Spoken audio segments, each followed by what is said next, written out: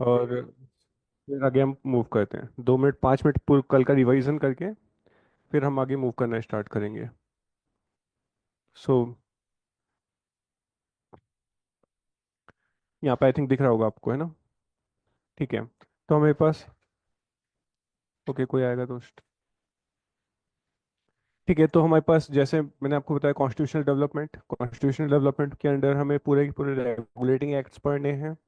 एक ब्रीफ है पूरा का पूरा। देन हमारे पास इसके अंदर ही फ्रॉम 1773 टिल 1947 पूरे इंक्लूडेड हैं। Then making of constitution, constitution किस तरीके से बना, इसकी क्या बेसिक कैरेक्टरिस्टिक्स हैं।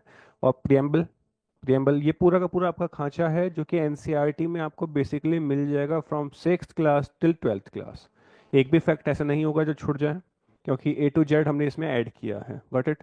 नाउ कॉन्स्टिट्यूशन, फेडरलिज्म, उसके बाद federalism and recognisation of state, 1956 वाला एक्ट। और उसके बाद भी हमारे पास कैसे कैसे स्टेट बने हैं। Basically it is a part 1 of the constitution, article 1 to article 4।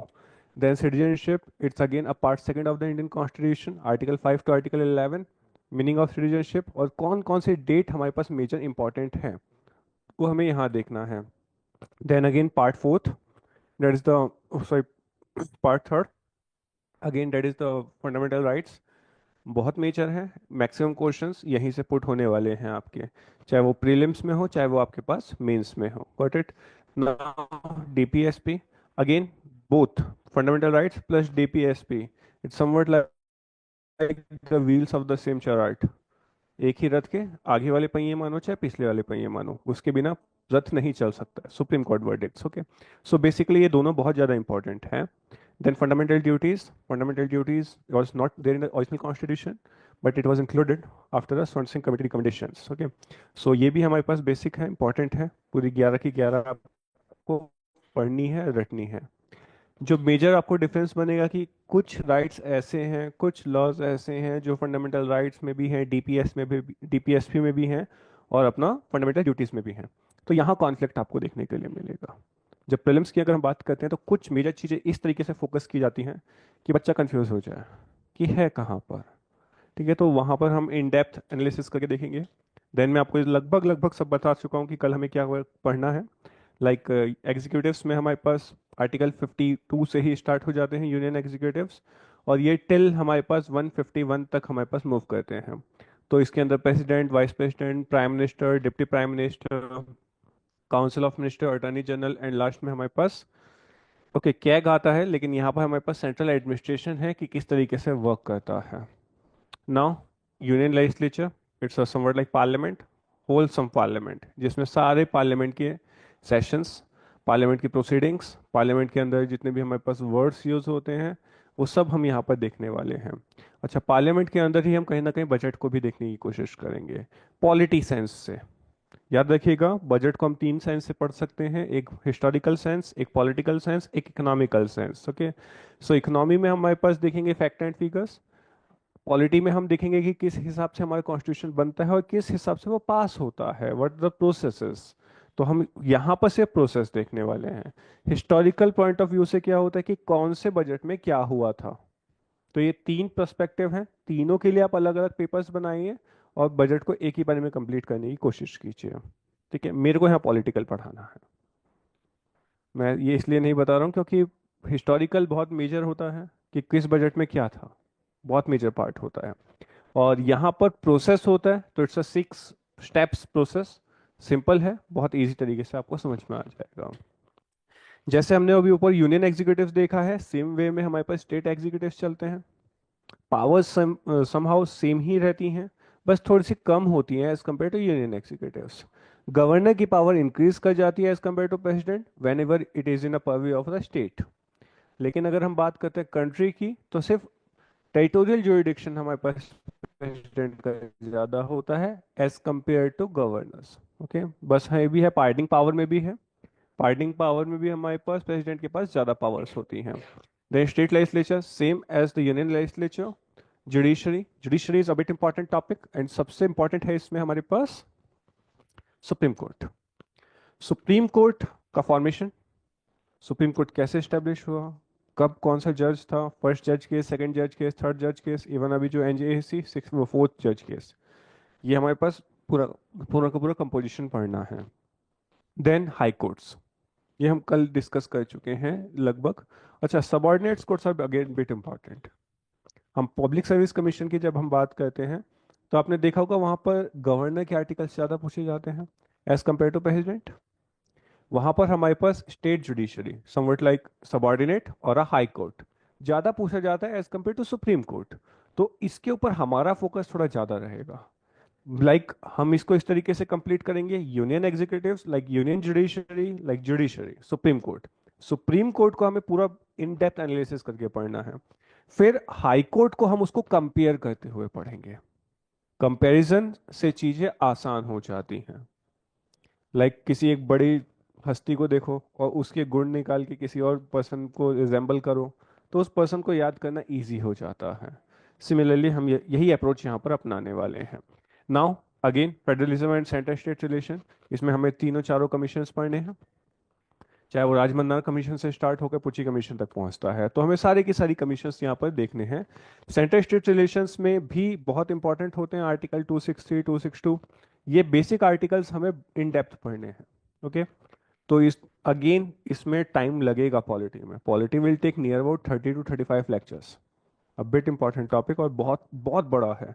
Emergency provisions मैं एक दिन में ही कंप्लीट कर दूंगा, क्योंकि ये हम पार्लियामेंट के साथ साथ कंप्लीट करते हुए चलेंगे कि पार्लियामेंट के पास क्या क्या पावर है और इमरजेंसी में वो पावर किस तरीके से कंसोलिडेट हो जाती है in a hand of centre. Now civil services again आपके लिए इंपॉर्टेंट है, क्योंकि आप इसी के लिए जा रहे हैं।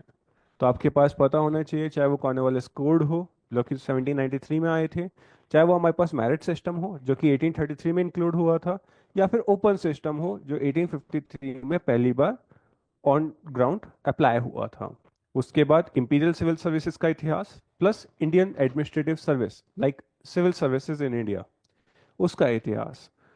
वे बैक आई थिंक आप लोगों को नहीं पता होगा, जब हमारा देश आज़ाद हुआ था we have only 470 480 IAS officers, but nowadays it's number is somewhat like 6,000 plus. तो कितना फोल्ड, लगभग लगभग 100 फोल्ड हमारे पास इंक्रीमेंट हो रहा है। मतलब 14-15 फोल्ड, मतलब 1500% के लगभग इंक्रीमेंट है। Okay, next one is official languages. Official language में ही हम कंप्लीट करने की कोशिश करेंगे अपना एंशियंट लैंग्वेजेस और classical languages. Okay, classical languages इस बार के करंट अफेयर में भी है, इंपॉर्टेंट हो चुका है just because 5 new classical languages यहाँ पर ऐड हुई है। बाकी ऑफिशियल लैंग्वेजेस में जो भी हमारे पास शेड्यूल बनते हैं उसके अंदर कितनी हमारे पास लैंग्वेजेस हैं वो हम पूरा का पूरा कंपेयर करते हुए चलेंगे। 21st अमेंडमेंट हो गया, 71st अमेंडमेंट हो गया, देन 92nd अमेंडमेंट हो गया। इन अमेंडमेंट्स के थ्रू भी जो न्यू लैंग्वेजेस हमारे ऐड हुई हैं कॉन्स्टिट्यूशन में, वो भी हमें यहीं पर एक तरीके से पढ़ते हुए चलना है। Then polity is not about only polity, polity is also about governance, कि हमारी एडमिनिस्ट्रेशन में हमारी गवर्नमेंट किस तरीके से एडमिनिस्टर कर रही है बाकी सब कास्ट को। क्या पॉलिसीज बनाई हैं उन्होंने regarding with the schedule caste, क्या पॉलिसीज है regarding with the scheduled tribes, OBCs, economically weaker section group, womens, childrens, elderly persons या फिर फिजिकली हैंडीकैप पर्सन्स, इनके रिलेटेड हमारे पास क्या पॉलिसी है। It's a kind of miscellaneous section. Constitution में भी है, ये हमारे पास डीपीएसपी में है, गवर्नमेंट को बस सजेस्ट किया जाता है कि आप एक ऐसी पॉलिसीज बनाएंगे जिससे कि अपलिफ्टमेंट होगा, वेलबींग होगी पर्सन्स की। बट यहाँ पर हमें देखना है मिसलीनियस सेक्शन के रिगार्डिंग, किस पॉलिसी में क्या हो रहा है और कौन कौन सी पॉलिसीज बनाई गई हैं। लाइक अगर हम बात करते हैं ओबीसीज के लिए, तो काका कालेकर कमेटी से स्टार्ट करेंगे, हम मंडल कमीशन तक जाएंगे और रामनाथ कोविंद जी की जो हमारे पास स्टैंडिंग कमेटी रिपोर्ट थी वहां तक हम इस चीज को कंप्लीट करते हुए चलेंगे। ठीक है, तो शेड्यूल्ड ट्राइब्स के लिए हमारे पास कॉन्स्टिट्यूशन में भी जिक्र है, शेड्यूल कास्ट का भी हमारे पास कॉन्स्टिट्यूशन में जिक्र है। It is not well defined, ठीक है, जिक्र है। Like minorities, if you are talking about the minorities, article 28 29 30 is dealing with the minorities, basically 29 and 30। But वो डिफाइन नहीं करते हैं माइनॉरिटीज को, तो हम यहाँ डिफाइन करेंगे कि माइनॉरिटीज है क्या। Got it. Now local self help group, it is nothing but the Panchayati Raj. Panchayati Raj के हमारे पास अशोक मेहता कमेटी से लेकर हमारे पास टिल नाउ जो आज तक चल रहा है डिसेंट्रलाइजेशन का प्रोसेस, उसको हम एक बार देखते हुए चलेंगे कितना फंड रिलीज होता है, किस कमेटी ने क्या चीज़ बोली है। नाउ इसी के साथ साथ हमारे पास पंचायती राज में ही हमारे पास अर्बन लोकल बॉडीज का भी कॉन्सेप्ट मूव करते हुए चलेंगे। इस बार तो ये आपके लिए ज़्यादा इंपॉर्टेंट हो जाएगा, उत्तराखंड पीसीएस के लिए भी, जस्ट बिकॉज कॉर्पोरेटर के चुनाव सर पे रखे हुए हैं। तो कॉर्पोरेटर अगेन इंपॉर्टेंट टॉपिक बन जाता है। ठीक है, कॉर्पोरेटर मतलब पार्षद। ठीक है।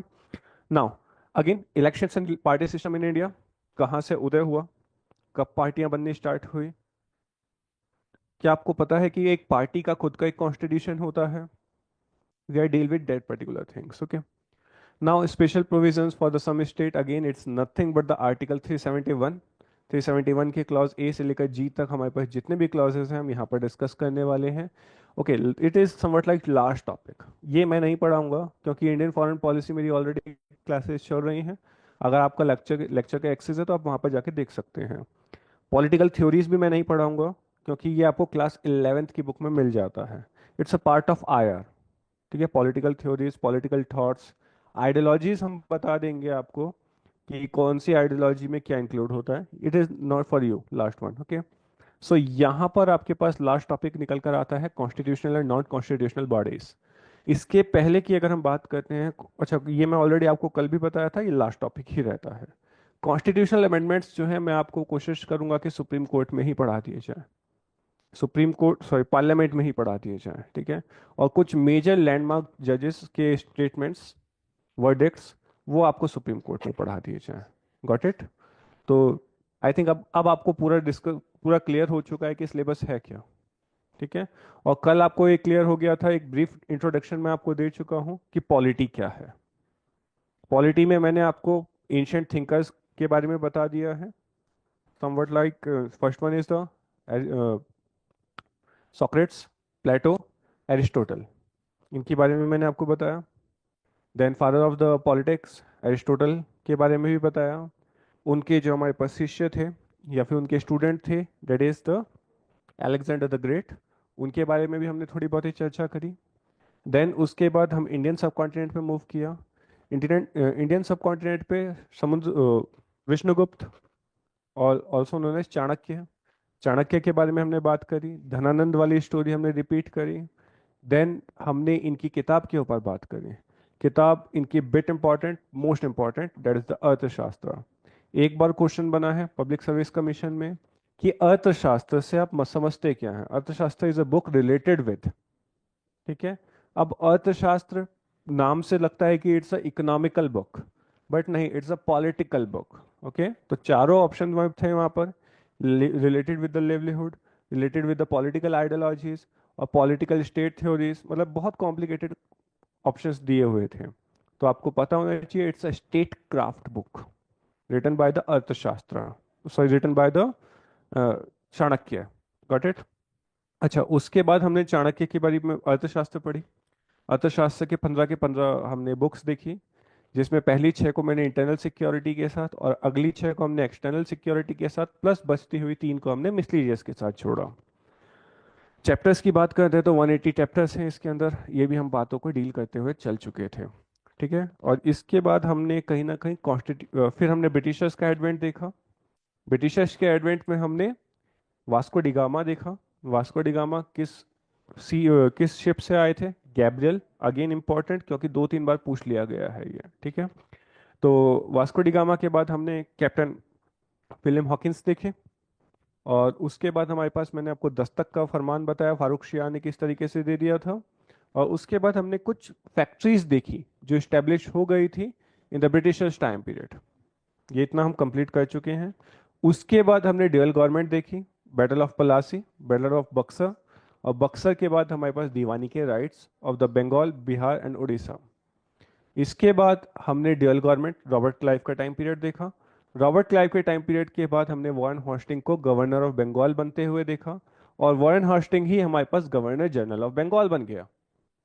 1773 का एक्ट एक बार आप लोग कॉपी में देख लीजिए, कुछ उसमें पूछने के लिए अगर बाकी हो तो पूछ सकते हैं। और 1773 के बाद हमने आई थिंक 1781 लिखा है क्या हमने? लिखा है?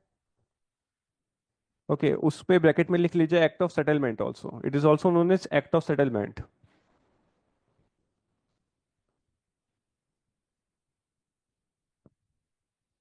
कहाँ था? ये किस ग्रुप किस में डाला था आपको पता है?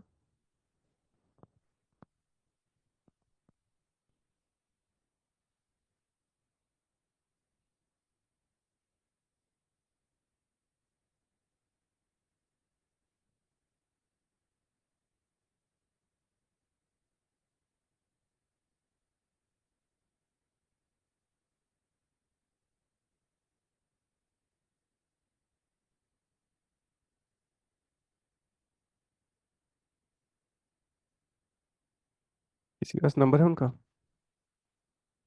कॉल करके पूछना कौन सा उसमें डाला है उन्होंने।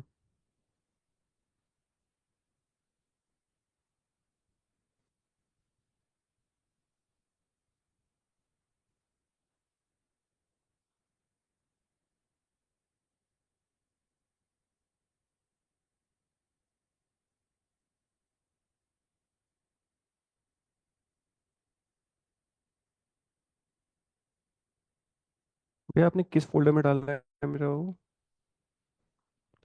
किस फोल्डर में डाला हुआ है भैया?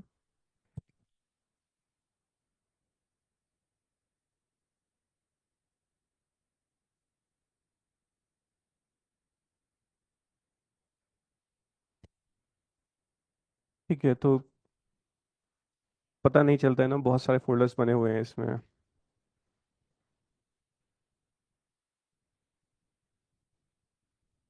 ठीक है, हम देखो एक बार चीज़ों को देखते हुए चलते हैं हम। ये मैं आपको ऑलरेडी लिखवा भी चुका हूँ बेसिकली। और ये मैं रेगुलेटिंग एक्ट के बारे में आपको बात कर चुका हूँ, लिखना भी है, बट अभी हम देखते हुए चल रहे हैं। ये पूरा लिखवा चुका हूँ मैं, पूरा फुल, ठीक है। Okay, act of settlement 1971, it is also known as the amendment, और it is also known as the declaratory action 1971, okay 1781। Then Pitt's act भी हम पूरा का पूरा लिख चुके हैं। देन एक्ट ऑफ 1786, लिखना नहीं है, समझ लीजिए आप पहले, उसके बाद हम लिखेंगे बैठ के। 76 is not important, literally not important at all. यहाँ पर क्या है हमारे पास, 76 के एक्ट में कॉर्नवालिस हमारे पास बनते हैं गवर्नर जनरल ऑफ बंगाल। अभी देखो, गवर्नर ऑफ बंगाल समझते हुए चलो, दिमाग पूरी तरीके से खुला रखो। इंडिया का मैप आपके पास आंखों से बना हुआ है आपके सामने। इंडिया के मैप में क्या है हमारे पास, कैलकाटा है, और कैलकाटा सबसे ऊपर है इस टाइम पीरियड पे। एक साइड बॉम्बे है और एक नीचे साइड हमारे पास तमिलनाडु, सारी मद्रास हमारे पास बनता हुआ आ रहा है। मद्रास, बॉम्बे, ये दोनों सबऑर्डिनेट हो चुके हैं कलकत्ता के। तो Calcutta is a supreme power right now, और the governor of the Calcutta is now known as the governor general of the Bengal basically, okay. So governor general of Bengal के हाथ में सुपर पावर, सुप्रीम पावर है। अब ये पावर वो डाइल्यूट नहीं कर रहा है, ये पावर वो डाइल्यूट कर ही नहीं रहा है टिल 1853। तो वो सुप्रीम पावर के साथ अथॉराइज है। बट यहां पर भी दिक्कत क्या है, भले ही उसके पास सुप्रीम पावर है, बट उसकी खुद की एक लेजिस्लेटिव असेंबली बना दी। उस लेजिस्लेटिव असेंबली में 4 पर्सन को ऐड कर दिया, और उसमें के बाद भी जो मेजोरिटी होगा वही पर्सन रूल करेगा। सो बेसिकली देखा जाए तो पावर है पर्सन के पास, but majority kind of rule है। और यहां पर क्या है, मिलिट्री वाली पावर्स अलग पर्सन के पास है। अब 76 में आने के बाद कॉर्नवालिस बोलता है कि भैया मैं अगर आऊंगा तो मुझे पूरी पावर चाहिए। अब पूरी पावर का मतलब क्या है, गवर्नर जनरल के हाथ में मिलिट्री पावर भी होगी। That simply means he is the supreme commander of army also. So यहां पर हमारे पास 1786 के एक्ट में उनके पास सुप्रीम पावर दी गई। और यहां पर 1786 में गवर्नर जनरल और कमांडर इन चीफ बोथ एक ही पर्सन के हाथ में दे दिया गया। somewhat like centralization of power, ultimate centralization of power, got it? So ये चीज आपको सिर्फ इसीलिए याद रखनी है कि जो बहुत ज्यादा सेंट्रलाइज किया गया पावर को, गवर्नर जनरल की पावर को एक्सट्रीम लेवल पर इंक्रीज कर दिया गया by a single act that was introduced in 1786, that's all. Now निकल कर आता है अब charter act of 1793। Okay got. इससे पहले हमने चार्टर एक्ट देखा है 1773 का। Charter is nothing but a series of act, how we administer India, India as a state, हम किस तरीके से एडमिनिस्टर करने वाले हैं न्यू कॉन्कर्ड टेरिटरी को। पिट्स एक्ट में इन्होंने बतवा बोल दिया कि ब्रिटिश ऑकर्ड टेरिटरी है ये। 1793 में आते आते कॉर्नवालिस ने बोला कि कॉर्नवालिस कोड लाई जाएगी। कॉर्नवालिस कोड क्या है हमारे पास? कॉर्नवालिस कोड है कि किस तरीके से पर्सन्स को इलेक्ट किया जाएगा, इलेक्ट करने के बाद उनको किस तरीके से बाकी चीजों से अलग रखा जाएगा। It's kind of corruption. Got it? अच्छा, अब यहां देखिए हमारे पास बेसिकली क्या है। जैसे हमने फर्स्ट एक्ट देखा था, again it's a charter kind of thing, कि आने वाले 20 साल का क्या रोड मैप है, किस तरीके से चलेगा। Similarly 1793 is not a new thing. यहाँ पर भी हमारे पास एक एक्ट बनाया गया कि आने वाले 20 साल तक हमारी सरकार कैसे चलेंगी। तो अगला एक्ट हमारे पास इंट्रोड्यूस होता है 1813 में। ओके, याद रखिए यहाँ पर officials of east India company को डिबार्ट कर दिया गया कि आप कोई भी एक्स्ट्रा काम नहीं कर सकते। डिविडेंड यील्ड की अगर हम बात करें, यहाँ पर 10 पॉइंट समवट परसेंट पे डिविडेंड यील्ड को छोड़ दिया गया। एक और मेजर बात 1793 के एक्ट में ये बोली गई कि सब कुछ डिविडेंड देने के बाद, सैलरी देने के बाद, अपने एक्सपेंसेस निकालने के बाद भी आपको ब्रिटिश पार्लियामेंट को 5 लाख पाउंड देने पड़ेंगे। तो ये बेसिक चीजें हैं। बट द थिंग इज, यहीं पर कॉर्नवालिस अपना कॉर्नवालिस कोड लेकर आ जाता है, जिसमें करप्शन को कर्ब करने की बात की जाती है। और 1793 के एक्ट में एक और चीज इंट्रोड्यूस हुई थी कि कोई भी पर्सन ईस्ट इंडिया कंपनी का जो भी हायर अथॉरिटीज में बैठा हुआ है और जो कि यूरोप से आता है, वो पर्सन बिना ब्रिटिश पार्लियामेंट को बताए हुए अपने घर दोबारा नहीं जा सकता। अगर वो करता है, इफ दे डू सो, ऐसा कोई भी करता है, तो माना जाएगा कि उसने अपनी पोस्ट से रिजाइन कर दिया है। ये हुआ किसकी वजह से? ये हुआ सबसे करप्ट लीडर की वजह से, that is nothing but again Robert Clive. वो देखो, समझो, यहां से इंग्लैंड जाने में शिप में उन्हें लगभग लगभग लग रहा है महीना 1.5 महीना। भाई वो छुट्टियां पड़ी नहीं, वो यहां से निकल लिया अपनी छुट्टियां मनाने। पर्सन लेकर क्या आया था और लेकर क्या गया, कल मैं आपको ऑलरेडी बता चुका हूँ। करप्शन के इतने ज्यादा चार्जेस थे, उस पर्सन को देखने के बाद ही हर एक एक्ट में इन्होंने करप्शन का जिक्र किया है। ठीक है?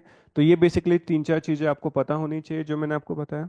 एक और इंपॉर्टेंट चीज याद रखिएगा, 1893 के एक्ट में ये समझ गए कि भैया जो ओरिजिनल सोर्स ऑफ इनकम है कंपनी का, it is not by a direct method, but it is by a indirect method और अ मेल प्रैक्टिसेस।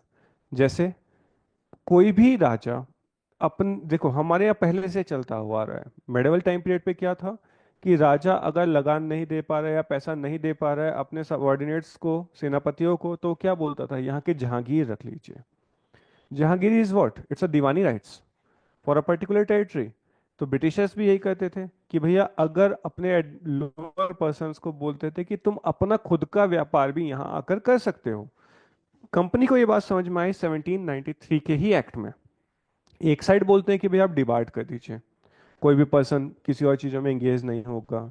फिर वो इसी एक्ट के बाद में बोलते हैं, यहीं पर बोलते हैं कि भैया आप अपना पर्सनल काम भी कर सकते हैं, बट द थिंग इज आपको ब्रिटिश पार्लियामेंट को कुछ अमाउंट देना पड़ेगा, टैक्सेशन देना पड़ेगा। ओके? तो एक और चीज याद रखिएगा, जब हम बात करते हैं अगले एक्ट में 1813 में, कि चाइना के साथ ट्रेड और ट्रेड इन टी की हम बात कर रहे हैं, तो चाइना के साथ ट्रेड तो हमारे पास ब्रिटिश इंडिया का था, बट जब हम बात करते हैं ट्रेड इन टी, तो वो ईस्ट इंडिया कंपनी का नहीं था। वो ईस्ट इंडिया कंपनी के जो बड़े बड़े पर्सन्स थे, उनका ट्रेड था वो। इसीलिए उसे कर्टेल नहीं किया गया, खत्म नहीं किया गया, कर्ब नहीं किया गया इन 1813। आपको 20 साल का समय दिया कि आने वाले 20 साल में आप इस काम को खत्म कीजिए। Got it? सिंपल था। समझ में आई ये चीज? तो लिखना स्टार्ट करें इसके बारे में अब।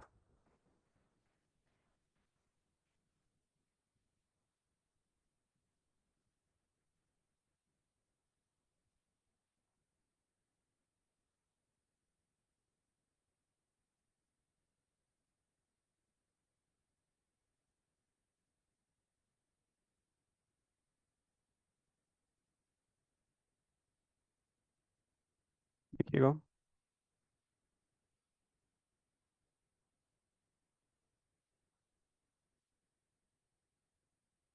1 second.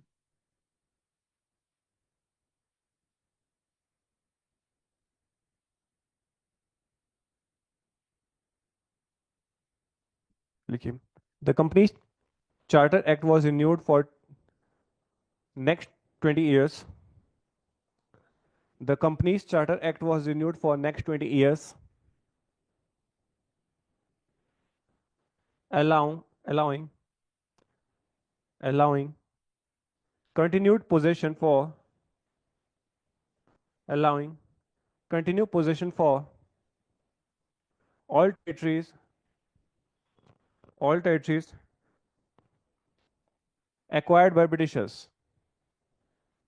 acquired by Britishers.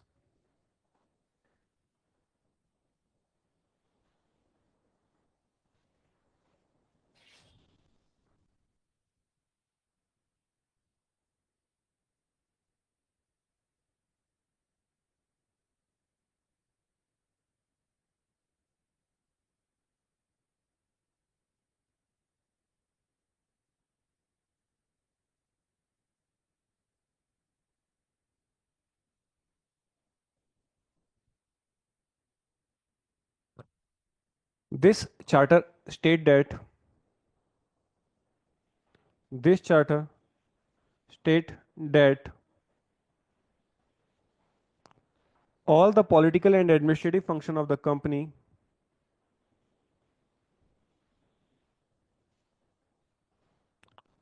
all the political and administrative function of the company would be on behalf of British government would be on behalf of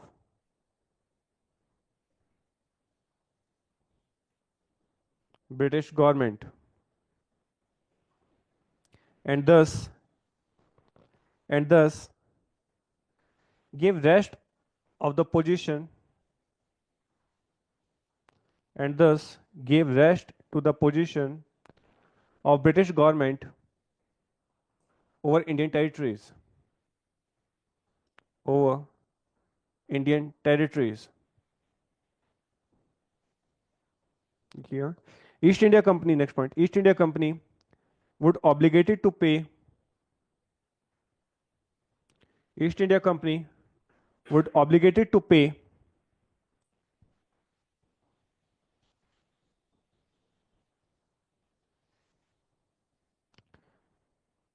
obligated to pay the British government 5 lakh pound annually 5 lakh pound annually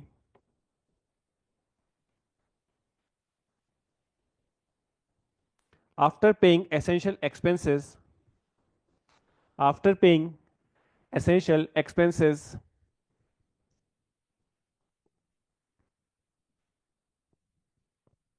dividends salaries dividends salaries interest and other charges from Indian revenue from Indian revenue.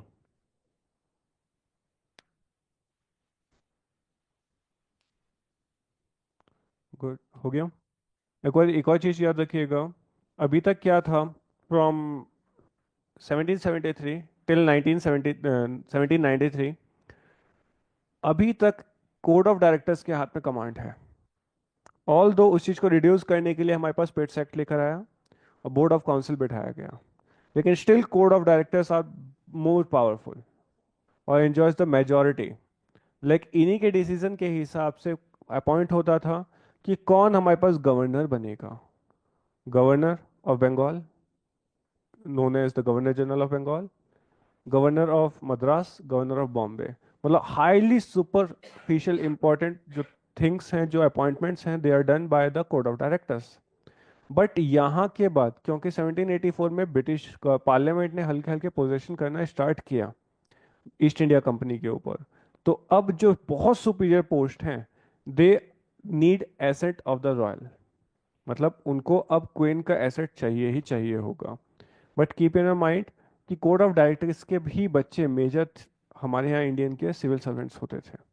Code of directors के बच्चे पोते whatever भी the thing is, ये competition, ये चीज़ खत्म हुई हमारे पास जब 1833 के अंदर हमारे पास ओपन कंपटीशन का सिस्टम आया, जिसे हम मैकॉले मिनट के नाम से भी जानते हैं। उन्होंने बोला 1833 में कि भैया इस कंपटीशन को ओपन कर देना चाहिए, बट 1833 के बाद भी ये काम नहीं हुआ टिल डलहौजीज टाइम पीरियड। 1853 में हमने ओपन कंपटीशन इंट्रोड्यूस किया और इलाहाबाद में हमने पहली बार आईसीएस का एग्जामिनेशन करवाया। Got it? लिखिए next line, next point. The governor general, the governor and the commander in chief, the governor general, the governor and commander in chief, and commander in chief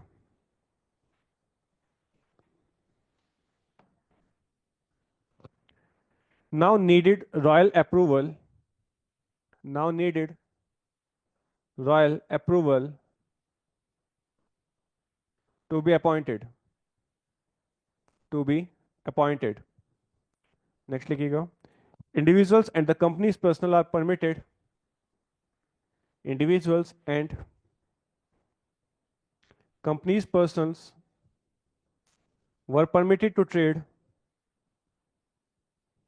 were permitted to trade under company's license, under company's license, which granted a monopoly to the company, which granted a monopoly to the company over the trade in India. This was known as country trade, important है underline कीजिएगा। This was known as the country trade or privileges। This also lead to shipments of opium or privilege। This also lead to, this also lead to, this also lead to shipments of opium to China। So trade होता क्या है? Trade is nothing but the एक हाथे एक हाथ दे एक हाथ ले। तो यहाँ पर हमारे पास क्या है कि एक हाथ देने में ही जब हम बात करते हैं तो इट्स अ ओपियम। ब्रिटिशर्स यहाँ पे ओपियम दे रहे हैं चाइना को, बदले में उनसे क्या ले रहे हैं? टी ले रहे हैं। ठीक है, और टी की कहानी आप लोग सबको पता है, ऐसा मुझे लगता है। ठीक है, तो नेक्स्ट पॉइंट लिखिए, इसमें ज़्यादा हम इन डेप्थ नहीं जाएंगे। The governor general power were enhance further, the governor generals power were enhance further. He could now override the council's decision. He could now override the council's decision under certain circumstances. Under certain circumstances.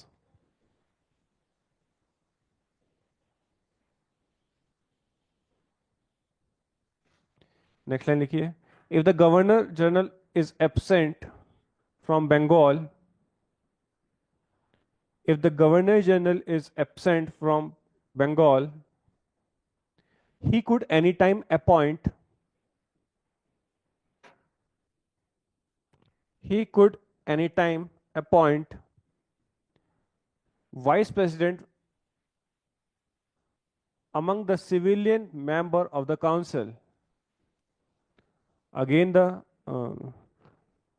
among the civilian member of the council। Got it? सो एक और चीज याद रखिएगा, Cornwallis code के ही under आता है हमारे पास ये, इसे बोलते हैं हम माल अदालत। ठीक है, इसमें हमारे पास बेसिकली क्या है कि जैसे हमारा कॉन्स्टिट्यूशन भी बोलता है, हमारा कॉन्स्टिट्यूशन बोलता है विद इन आर्टिकल 20 कि कोई भी अपने ही केस की सुनवाई खुद नहीं कर सकता।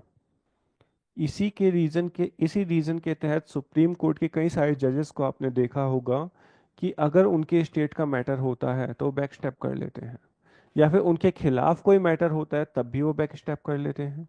एग्जाम्पल के लिए हमारे पास ईस्ट वाइल जो रंजन गोगोई जी थे, जब हमारे पास चीफ जस्टिस ऑफ इंडिया थे, तो उनके ऊपर चार्जेस लगे थे, लाइक किसी लेडी ने चार्जेस लगाए थे, तो क्योंकि वो सीजेआई हैं तो उनके पास पावर है किसी भी बेंच पे जाकर बैठने की और किसी भी बेंच को एडमिनिस्टर करने की। और बहुत ज़्यादा इंपॉर्टेंट मैटर है तो वो खुद ही उस चीज़ को सुनते हैं और उसके ऊपर राय देते हैं। बट क्योंकि वो उसमें इन्वॉल्व थे, उन्होंने पहली हेयरिंग ली और अपने आप को उस बेंच से अलग कर लिया। ये चीज़ समझ में आई आपको? तो ये आज के टाइम की प्रैक्टिस है, बट यही हमारे पास कॉर्नवालिस कोड में भी थी कि judicial functions was there for the magistrate, for the collector. आज भी हमारे पास डीसी के पास कई सारे पावर्स मिलती है मजिस्ट्रेट की, यही पावर्स वहां पर भी थी। मान के चलो कि आप डिस्ट्रिक्ट कलेक्टर हो, आप रेवेन्यू ऑफिसर हो, आप ही के खिलाफ केस आ जाता है और आप ही जज भी हो, तो क्या आप अपने आप को कभी कल्प्रिट साबित कर पाओगे? चलो कर भी दिया, तो क्या वही सजा दोगे जो आपको बाकियों को देनी थी? इम्पॉसिबल। तो यही हमारे पास कॉर्नवालिस कोड में हुआ कि यहाँ पर पावर को सेपरेट कर दिया गया। लाइक जुडिशियल पावर को अलग किया गया, मैजिस्ट्रियल पावर को अलग किया गया और रेवेन्यू पावर्स को अलग किया गया डिस्ट्रिक्ट कलेक्टर के हाथ में से। डिस्ट्रिक्ट कलेक्टर एवं ही नहीं बोला जाता, कलेक्टर लिटरली आज के टाइम पे भगवान होता है। वो किसी से भी कुछ भी करवाने की दम रखता है। But still collector is a lower post. जब हम सिविल सर्विसेज पढ़ेंगे तब आपको पता चलेगा कि 7-8 साल से के बाद आप, और नॉर्मली अगर आईएएस हो आप, तो डिस्ट्रिक्ट कलेक्टर बन ही जाते हो। अगर पब्लिक सर्विस कमीशन को आपने क्लियर करके बन रहे हो तो it will take near about 18 to 20 years to make DM. But DM की पावर बहुत होती है, बहुत बहुत बहुत ज़्यादा होती है। Full district is under the purview of your eyes. आप ये मान के चलिए कि एसडीएम की पावर भी इतनी होती है, उनके पास खुद का कोर्ट होता है, खुद का। और इनके पास इतनी पावर होती है, जैसे कि एक हमारे पास हाई कोर्ट के पास पावर है, सुप्रीम कोर्ट के पास पावर है कि ऑन लोकेशन जाकर जजमेंट दें। ये इनके पास भी पावर होती है। तो हम एवं ही नहीं लड़ रहे हैं इस चीज़ की लड़ाई, लड़ने के बाद कुछ अच्छी चीज़ मिलेगी। ठीक है, लिखिए। Okay.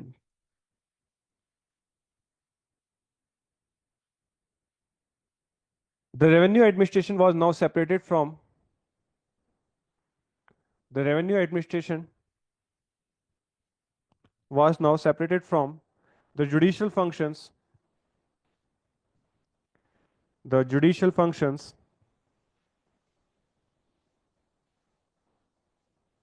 resulting in abolition of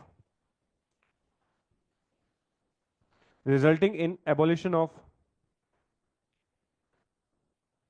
mal adalats, MAAL, mal adalats,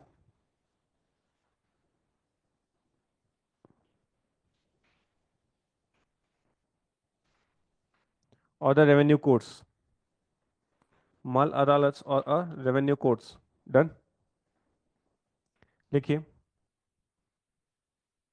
एक और चीज याद रखिएगा। अब 1973 में 1793 में जितने भी हमारे पास ऑफिशियल अपॉइंट हो रहे हैं, जितने भी ऑफिशियल्स अपॉइंट हो रहे हैं in the name of Indian, in the name of Indian administration, चाहे वो हमारे पास लंदन में बैठ के काम कर रहा है, चाहे वो इंडिया में बैठ के काम कर रहा है, सारी salaries are opt from Indian revenues till 1919।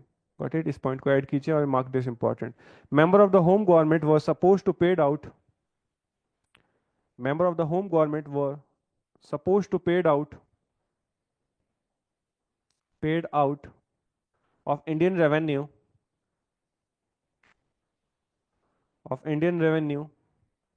or a practice that continue until Government of India Act 1919, a practice that continued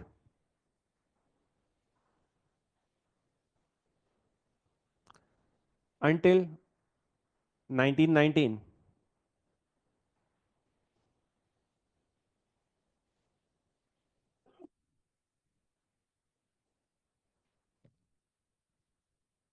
So this is all about the Government of Charter Act 1793। Okay, so write about the Charter Act 1813। Okay, so again it's a bit important act। Why it is so? hmm? इस बार क्या था important?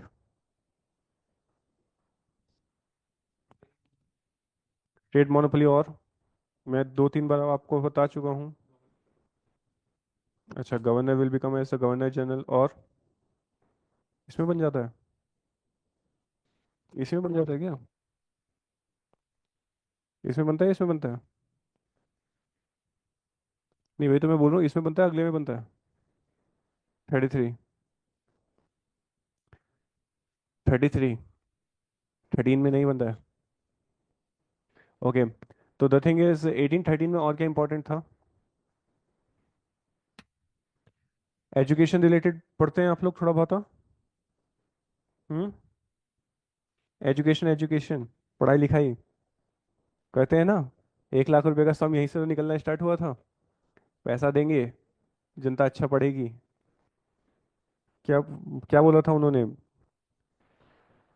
कि हम ऐसे person चाहते हैं जो दिखने में भले इंडियंस हों, लेकिन टेस्ट से, इंटेलेक्चुअल लेवल से, पर्सनालिटी से ब्रिटिशर्स होने चाहिए।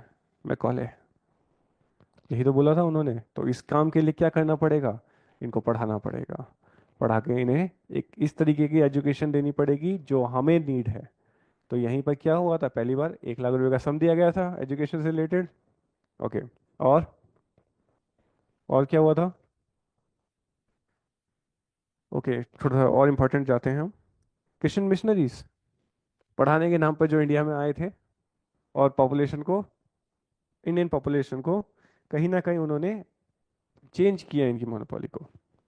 अब देखते हुए चलिए नॉर्थ ईस्ट में, जहाँ अभी रिसेंटली कॉन्फ्लिक्ट चल रहे हैं, वहाँ पर way back in 300 years, way back अगर हम कहते हैं, तो क्रिश्चियनिटी इज जीरो।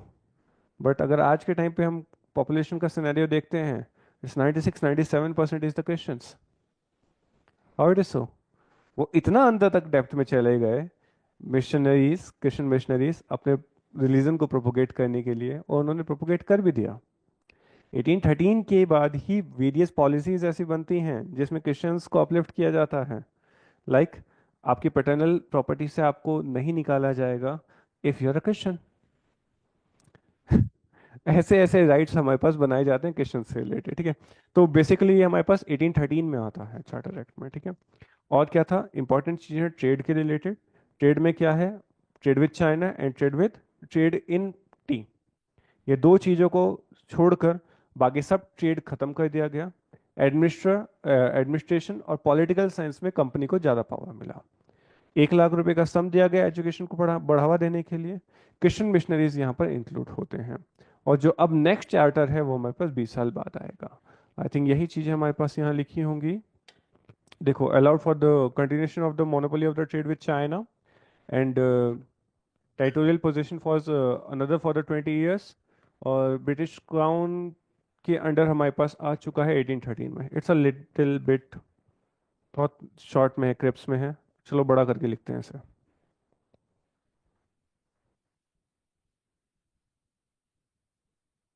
लिखिए, charter act of 1813। East India companies monopoly over a trade, east India companies monopoly over the trade in India was brought to an end, was brought to an end। देखिए, next point, the companies monopoly over a trade with China, companies monopoly over the trade with China, trade in T and trade in T and trade in tea were kept were kept intact and were kept intact and were renewed for next 20 years, renewed for next 20 years। Got it? Next लिखिएगा। The foundation of the modern Indian education, the foundation of the modern Indian education was set up by the Charters Act 1813,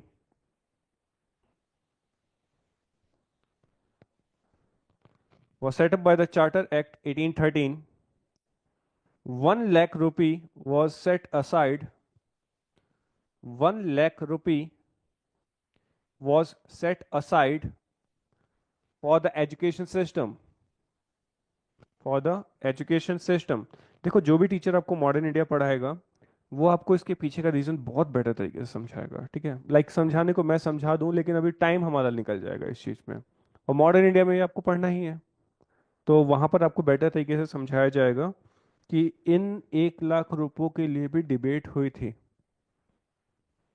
कि किस language में बच्चों को पढ़ाई पढ़ाई जाए, vernacular language लिखवाई जाए या इंग्लिश लैंग्वेज को एज अ मीडियम बनाया जाए। और ये इंटेलेक्चुअल के बीच में इतनी जबरदस्त डिबेट थी, ये फ्रॉम 1813 टू 1819। पैसा ही नहीं निकला। पैसा इन्होंने बोल तो दिया कि निकालेंगे, लेकिन निकला ही नहीं। क्यों नहीं निकला? समझ ही नहीं आया कि किस प्रोसेस में, किस वे से हम इनको लेके चलेंगे, किस हिसाब से एजुकेशन का हम सिस्टम बनाएंगे। ओके। तो बहुत मजा आता है मॉडर्न इंडिया पढ़ने में। इवन पॉलिटी के साथ साथ मॉडर्न इंडिया चलना चाहिए, क्योंकि हिस्ट्री के बाद ही बाकी सब चीज़ें समझ में आती हैं। तो ऑल दो पहली क्लासेस ही आपकी पॉलिटी की लग चुकी हैं, तो तभी मैं आपको एक बैकग्राउंड बनाते हुए चल रहा हूँ पॉलिटी प्लस हिस्ट्री के साथ, कि कोई भी चीज़ आपके दिमाग से स्किप ना हो। ओके, लिखिए आगे। 1 lakh rupee set aside for the education system. Next लिखिएगा। Christian missionaries were given permission. Christian missionaries were given permission to enter India, and preach their religion, and preach their religion. Done. Next लिखिएगा।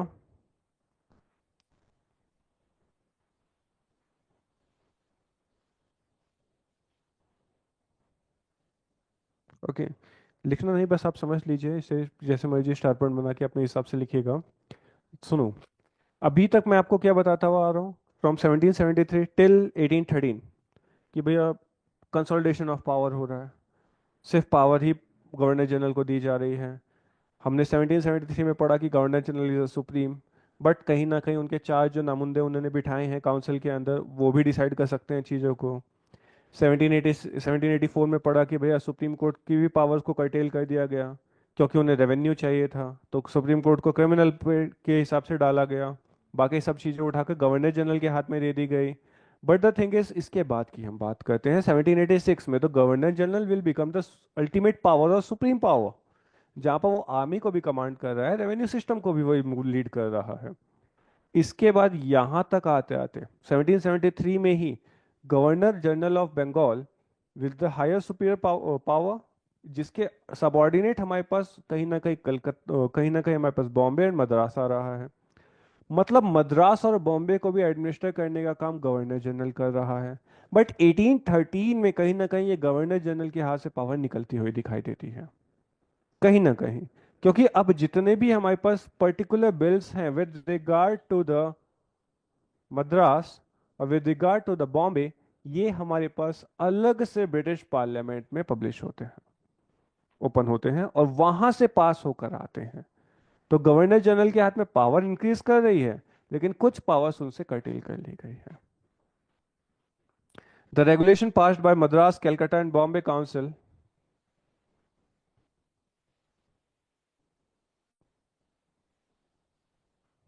The regulation passed by Madras, Calcutta, and Bombay Council was supposed to be tabled before the British Parliament.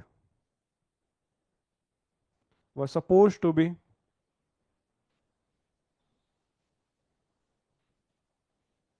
was supposed to be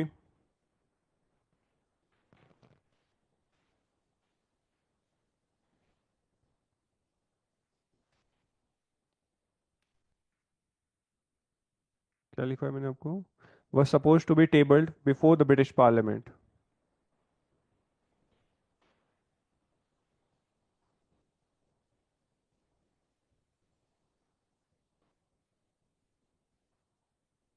ठीक है, तो 1813 is this one. तो अब हम पढ़ेंगे highest centralised act, that is 1833। ठीक है।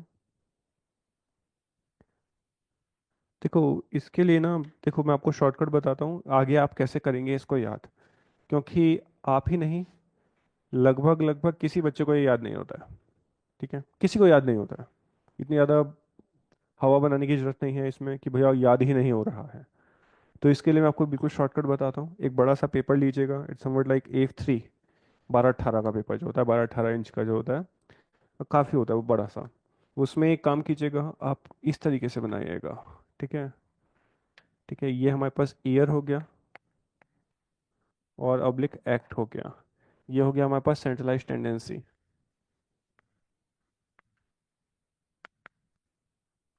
ठीक है, यहाँ से हमारे पास स्टार्ट होता है। तो यहाँ पर हमारे पास 1773 का रेगुलेटिंग एक्ट। ठीक है, फिर हमारे पास इसके बीच में हल्के फुल्के ऐसे एरोस बनाइएगा जो पिट्स एक्ट निकल कर आता है। और जो हमारे पास नेक्स्ट इज गवर्नर जनरल का 1786 का एक्ट निकल कर आता है। Then 1793, 1813, 1833, then 1853। Okay, it's somewhat like decentralized act. तो ये सेंट्रलाइज टेंडेंसी निकल कर आ रही है। अब क्योंकि ये बड़े पेपर में बने हैं, बिल्कुल मिड में बना हुआ है, और ये हमारे पास 1773 से कोरिलेट कर रहा है, तो यहाँ पर आप पिन पॉइंट करके पॉइंट्स लिखेंगे कि क्या क्या मेजर एस्पेक्ट है।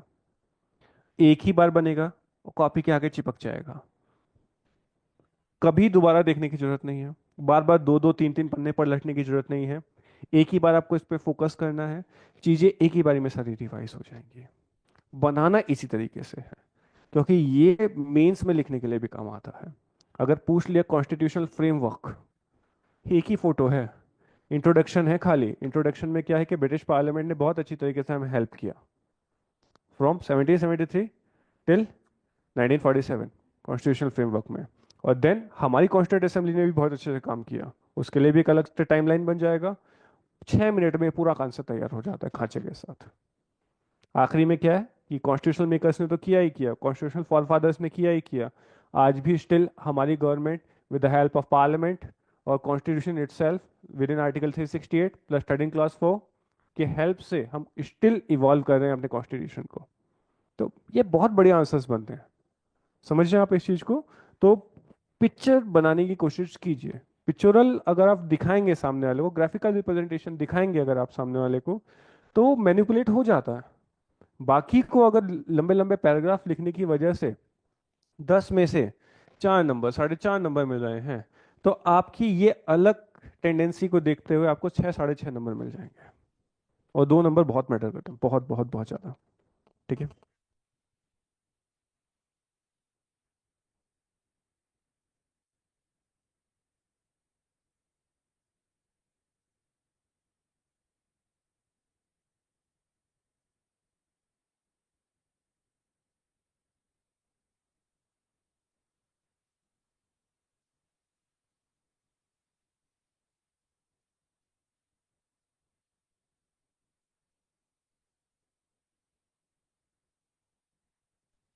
Sir, you are not audible.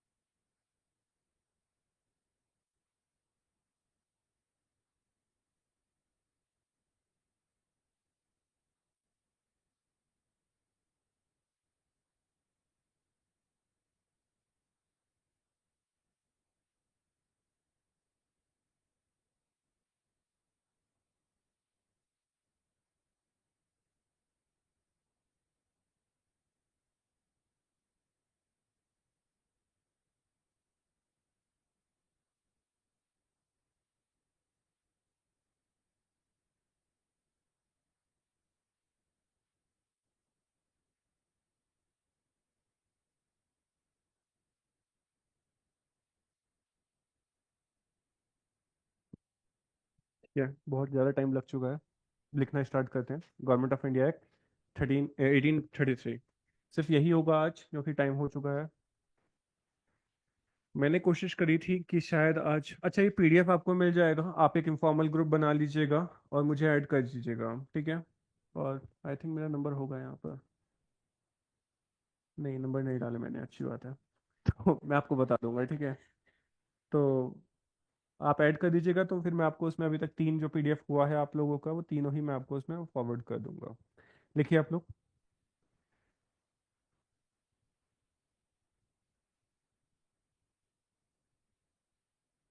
The governor general of Bengal was titled the governor general of Bengal was titled the governor general of Bengal was titled this one. The Governor General of Bengal was titled Governor General of India. Governor General of India. Lord William Bentinck was the first Governor General. Lord William Bentinck was first Governor General. As a result, as a result, as a result, the government, the government in Indian subcontinent get centralized।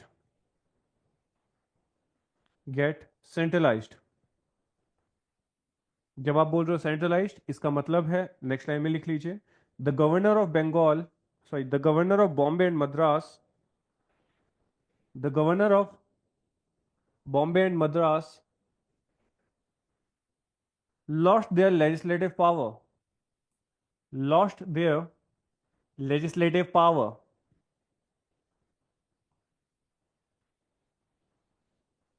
और इसी का सब content, मतलब इसी का further मतलब होता है, जब इनके हाथ से पावर निकल गई तो किसके हाथ में गई? गवर्नर जनरल के।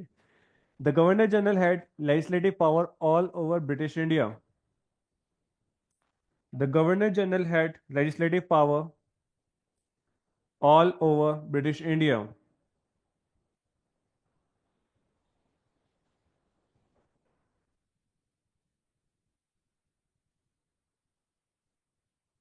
For the first time governor general, the office of governor general, for the, next time लिखिएगा, नेक्स्ट पॉइंट है, for the first time,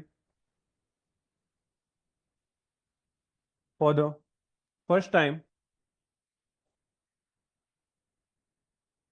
for the first time,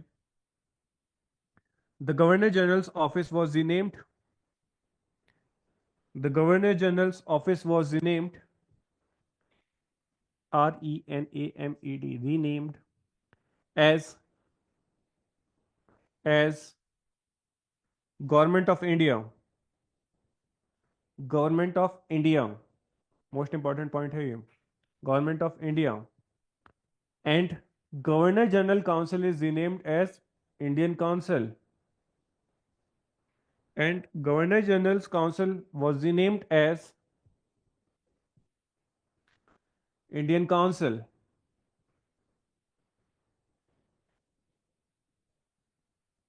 Got it? तो गवर्नर जनरल की council को क्या बोला गया? Indian council. और governor general के ऑफिस को बोला गया government of India. So centralize tendency आप यहीं से देख सकते हैं। जब मैंने इस लॉ में आपको बताने की कोशिश करी कि भैया जो सुप्रीम पावर है अगेन गवर्नर जनरल के पास आ गई है, 1813 में मैंने क्या बताया था कि हमारे पास जो पेपर्स बन रहे हैं, जो भी हमारे पास चीजें हैं, वो ब्रिटिश पार्लियामेंट के पास जा रही हैं। अब ब्रिटिश पार्लियामेंट ने पूरा पोजीशन जो है गवर्नर जनरल को दे दिया है। Governor general is the supreme legislative authority in India. Even her office, his office is called in government of India. Even his council is known as Indian council.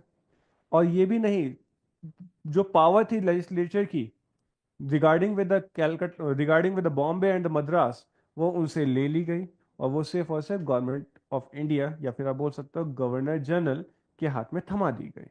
Got it? Next लिखिए।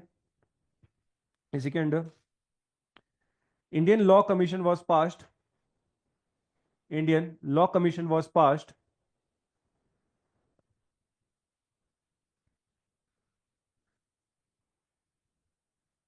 in Charter Act 1833, Charter Act 1833. Now, any law, now, any law passed in India, any law passed in India was required to be presented, was required to be presented in British Parliament,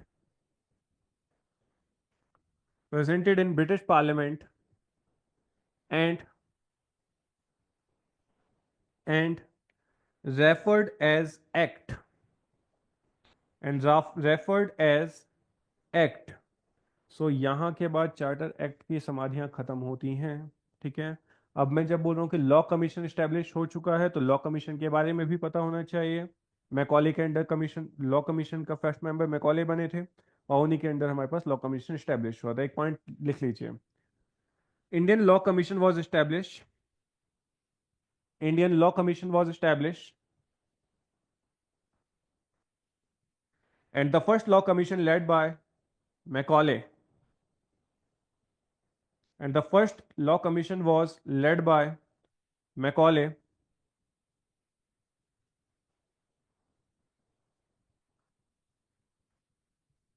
And for the first time, codification of all Indian laws, and for the first time, codification of the all Indian laws, all Indian laws was done, was done.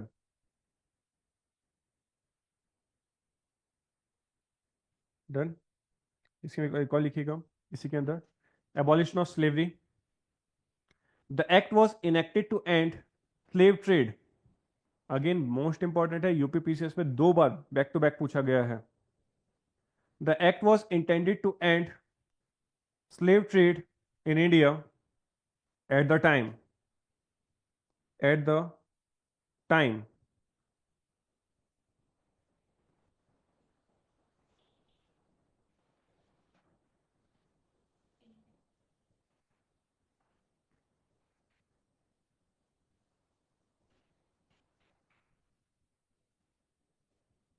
Okay इसमें एक और point लिखिएगा.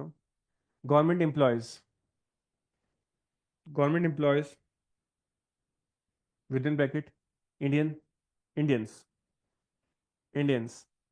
सो क्योंकि यहां से ही हमारे पास फर्स्ट टाइम ओपन कंपटीशन की बात स्टार्ट होती है, तो you have to write something about that also.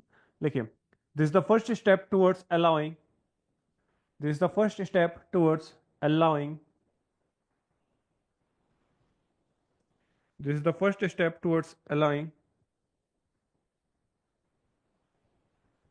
Indians to participate in country's government. तो कॉर्नवालिस कोड में जब की हम बात करते हैं, उन्होंने पूरी तरीके से मना कर दिया था कि इंडियंस को हम इंडियन एडमिनिस्ट्रेशन में रखेंगे ही नहीं. तो 1833 के एक्ट में बोला गया कि इंडिया को अगर एडमिनिस्टर करना है तो कम से कम इंडियंस तो होने चाहिए. ठीक है. Participate in countries government. It state that countries government, it state that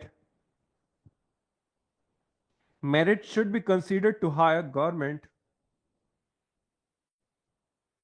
merit should be considered to hire government's personnel rather than birth, rather than birth, color, religion, or race.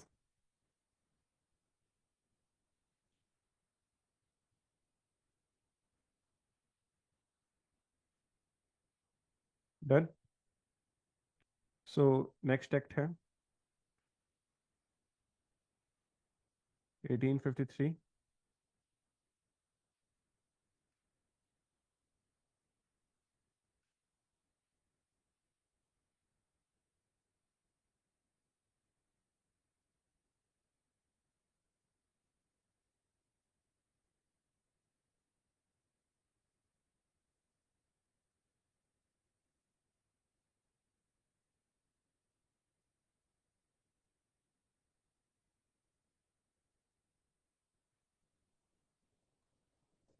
तो यहाँ देखते हैं एक बार 1853 के एक्ट को। I think इसको मैंने बहुत बेटर तरीके से यहाँ डिराइव किया है, डिफाइन किया है।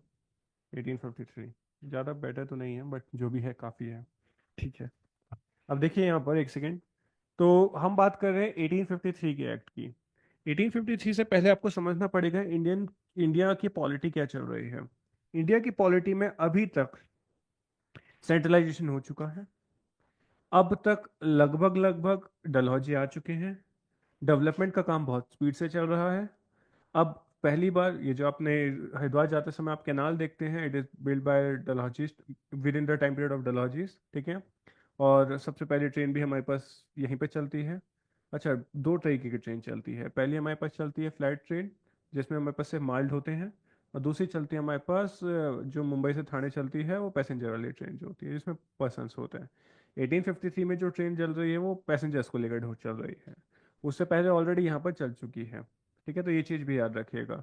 तो डेवलपमेंट बहुत अच्छे से चल रहा है हम लोगों का, सब कुछ बेटर चल रहा है। सेंट्रलाइजेशन हो चुका है।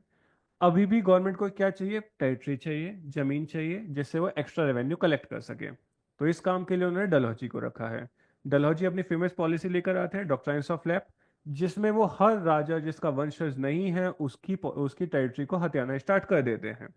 नाउ द थिंग इज 1853 के एक्ट में इन्होंने चीजों को और सेंट्रलाइज करना स्टार्ट किया, बट ये कर नहीं पाए, क्योंकि 1833 का एक्ट जो था वो सुपर सेंट्रलाइज था। तो यहां पर इन्हें कुछ चीजों में पावर्स को लौटाना पड़ा। तो यहीं से हमारे पास डिसेंट्रलाइजेशन की स्टार्ट होती है। अब पावर जब कंसोलिडेट हो चुकी थी 1833 के एक्ट में, और राजा महाराजा सारे खत्म लगभग हो चुके थे, मतलब दिखने में अभी भी राजा महाराजा हैं, but they didn't have any power. तो अब इनको खत्म करने के लिए एक क्रांति का आना बहुत ज्यादा जरूरी था। जैसे आपको पता है कि जो हमारे पास ग्रीनफील्ड राइफल थी, इट इज समथिंग लाइक कि last nail in the Tom, की आखिरी कील का उसने काम किया ताबूत में। उतना बड़ा कॉन्फ्लिक्ट भी नहीं था वो। क्योंकि बहुत अच्छी किताब है हमारे पास जो हिस्ट्री की है, पेंगुइन एंड पेंगुइन पब्लिकेशन की, उसमें एक पैराग्राफ लिखा हुआ है कि अगर सिर्फ और सिर्फ ग्रीनफील्ड राइफल ही इस 1857 के रिवोल्ट का मेन कॉज होता, तो जब ब्रिटिशर्स इंडिया को हराने आए, तो हमारे इंडियन सिपाही ने उन्हीं ग्रीनफील्ड राइफल्स से उन्हें भगाने की कोशिश ना की होती। ये चीज आई थिंक आप लोग समझ पाए होंगे। ग्रीनफील्ड राइफल एक राइफल ऐसी थी जिसको हम दांत से छीलते थे। दांत से उनके छीलने का मतलब होता था, और बोला गया कि इसके दांत में दोनों ही तरीके की, बोला गया कि इसके राइफल में जो हमारे पास थे उसमें दोनों ही तरीके की चर्बियां यूज हुई है, आइदर ऑफ द काउ और ऑफ पिग। तो ये हिंदू मतलब दोनों के लिए ही वैसे था, चाहे वो हिंदू हो चाहे मुस्लिम हो, दोनों का ही रिलीजन भ्रष्ट हो रहा था। बट जब अंग्रेजों को भगाने की बारी आई, तो हम सब ने मिलकर वही चीज दोबारा दोबारा यूज करी। Got it? तो वो सिर्फ एक सेकेंडरी था। प्राइमरी कॉज क्या था? बहुत ज़्यादा सेंट्रलाइजेशन हो चुका था। 1853 के एक्ट में डिसेंट्रलाइज करने की कोशिश करी। इस टाइम पे हमारे पास lord Dalhousie was the governor general. उन्होंने अच्छे काम भी किए हैं, बुरों की तो खैर लिस्ट है। ठीक है, कोहिनूर को टपाने मतलब कोहिनूर को चुराने वाले भी वही थे अपने। ठीक है, तो उन्होंने ही दिलीप सिंह को कोहिनूर लेकर सीधा भेज दिया इंग्लैंड, जाओ महारानी को दे दो। ओके, सो यहाँ पर हमारे पास क्या है? फर्स्ट टाइम हमारे पास लेजिस्लेचर को एग्जीक्यूटिव से अलग किया गया। देन हमारे पास लॉ मेंबर्स को एग्जीक्यूटिव काउंसिल में ऐड किया गया। Macaulay was there. ठीक है, मैकॉले मैकॉले वाज देयर। और सुप्रीम कोर्ट स्टैब्लिश था, बट यहाँ पे एक्स ऑफिसर्स को इंक्रीज किया गया। और लेजिस्लेचर्स को, पहले हमारे पास चार थे, फिर छह हुए, अब छह से बढ़ाकर 16 कर दिया गया। मतलब यहाँ पर हमारे पास देख रहे हैं कि चीजें इंक्रीज कर रही हैं, मतलब पावर को डाइल्यूट करने की बात चल रही है। अच्छा, यहीं पर हमारे पास क्या है कि सुप्रीम कोर्ट को तो बढ़ा रहे हो, काउंसिल को भी बढ़ा रहे हो, लेकिन कोड ऑफ डायरेक्टर्स जो कि शेयर होल्डर्स हैं ईस्ट इंडिया कंपनी के, उनके नंबर को 24 से घटाकर 18 कर दिया गया। कहीं ना कहीं अगर आप ध्यान दो, तो इट इज समवट लाइक कि ब्रिटिश पार्लियामेंट पोजेशन कर रही है ईस्ट इंडिया कंपनी का, हल्के हल्के कोड ऑफ डायरेक्टर्स को निकाल के अपनी मोनोपोली बनाने की कोशिश कर रही है। तो देखो, डलहौजी को अपॉइंट करने वाले क्राउन, कहीं ना कहीं कोड ऑफ डायरेक्टर्स भी उसकी सहमति में थे। बट आने वाले समय में कोड ऑफ डायरेक्टर्स को हल्के हल्के बाहर किया जा रहा है। और 1857 की क्रांति के बाद पूरी तरीके से क्राउन ने ओवरटेक कर लिया ईस्ट इंडिया कंपनी को। Got it? लिखा जाए इसके ऊपर, क्योंकि अभी है हमारे पास समय, तो मुझे लगता है कि टाइम बच जाएगा हमारा।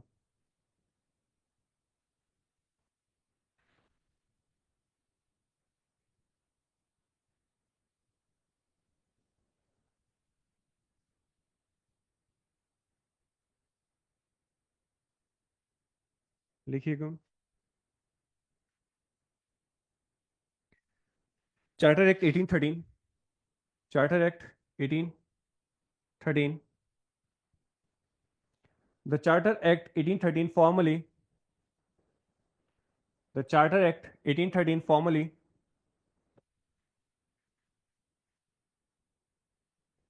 the charter act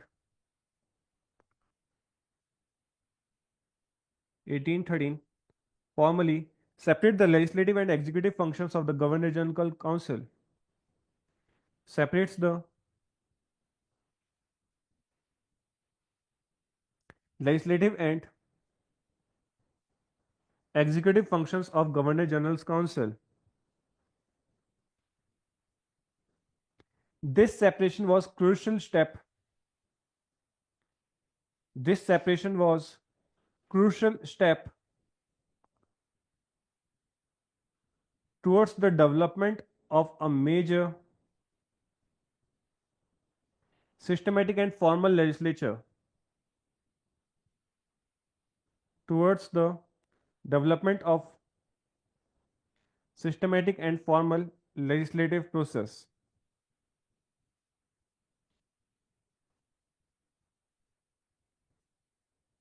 in India. Next लिखिए।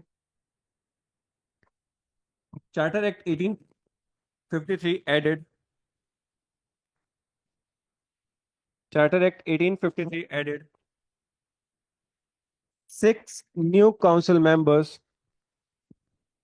six new council members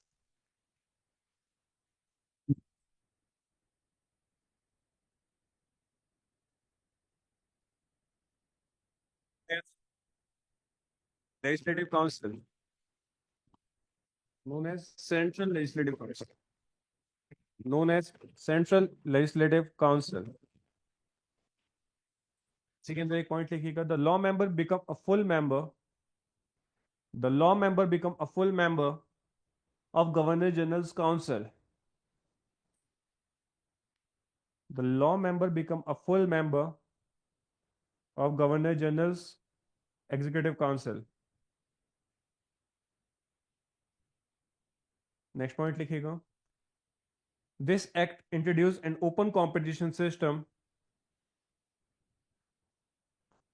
This act introduced an open competition system for selecting and recruiting civil services. For selecting and recruiting civil servants through civil services. Civil servants through civil services. Within bracket लिख लेना। Convenant, COVENANT, Convenant Civil Services. अब convent और non convent का भी हमारे पास है। जो convents हैं वो हमारे पास रेगुलर सर्विसेज हैं with in the purview of the central government, और नॉन कॉन्वेंट जो हमारे पास वो ब्रिटिशर्स लेमन के लिए छोड़ देते थे, इंडियंस के लिए छोड़ देते थे। नेक्स्ट लिखिए, reduce the strength of court of directors.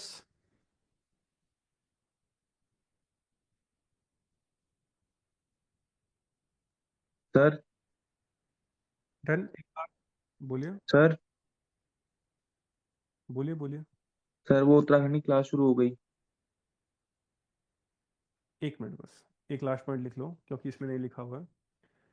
The governor of Bengal, वैसे भी स्टार्ट हुई नहीं है क्योंकि हमारे ही बगल में बैठे हैं वो।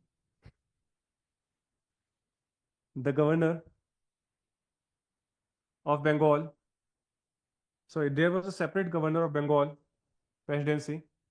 There was a separate governor of Bengal presidency.